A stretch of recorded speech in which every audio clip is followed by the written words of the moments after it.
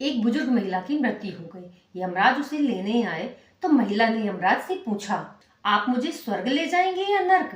तो यमराज बोले, दोनों में से कहीं नहीं। तुमने इस जन्म में बहुत अच्छे कर्म किए हैं, इसलिए मैं तुम्हें सीधे प्रभु के धाम लेके जा रहा हूँ। महिला ये सुनकर के बहुत खुश हो गई। महिला बोली, धन्यवाद, लेकिन मेरी आपसे एक विनती है। मैंने पृथ्वी पर रहते हुए स्वर्ग और नर्क के बारे में बहुत सुना है, तो मैं चाहती हूँ कि एक बार मैं स्वर्ग और नर्क को देख लूँ।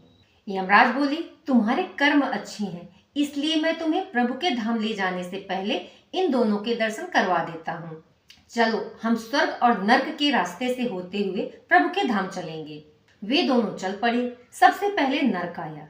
नर्क में महिला ने जोर जोर से रोने और चिल्लाने की आवाजें सुनी। महिला ने एक आदमी से पूछा, तुम्हारी ये हालत कैसे हुई? तो आदमी ने महिला से कहा, और कैसी होगी, जब से यहाँ पर आए हैं तब से अन्न का एक दाना भी नहीं खाया। भूख से हमारी आत्माएं तड़प रही हैं।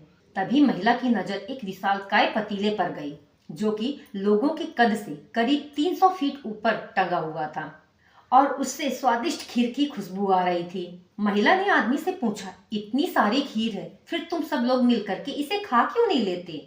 आदमी बोला, कैसे खाएं, खीर इतनी ऊपर जो टंगी हुई है और वहां तक पहुंचना हम सबका नामुमकिन है। अब यमराज बोले, चलो हमें देर हो रही है। और वह दोनों स्वर्ग पहुंचे। स्वर्ग में लोगों के हंसने और खिलखिलाने की आवाजें आ रही थीं। महिला ये देख करके बहुत खुश हुई। तभी महिला की नजर उस विशालकाय पतीले पर गई, जैसा कि उसने बिल्कुल नर्क में देखा था, और उससे भी स्वादिष्ट खीर की खुशबू आ रही थी। महिला ने आश्चर्य से वहां के लोगों से पूछा, क्या तुम सब लोग इसी पतीले से खाना खाते हो? लेकिन तुम लोग इस पर चढ़ते कैसे हो, क्योंकि इस पर चढ़ना तो नामुमकिन है। तो एक आदमी बोला, तो क्या हुआ जो पतीला ऊंचा है? ईश्वर ने हमें यहाँ पर इतने सारे पेड़ पौधे, नदी, झरने, हम सब मनुष्यों के उपयोग के लिए ही तो दी हैं। हमने इन पेड़ों की लकड़ियों को काटा और उन्हें बांध करके एक विशालकाय सीढ़ी का निर्माण किया, और उसी सीढ़ी पर चढ़ करके हम सब लोग इस स्वादिष्ट खीर का आनंद लेते हैं।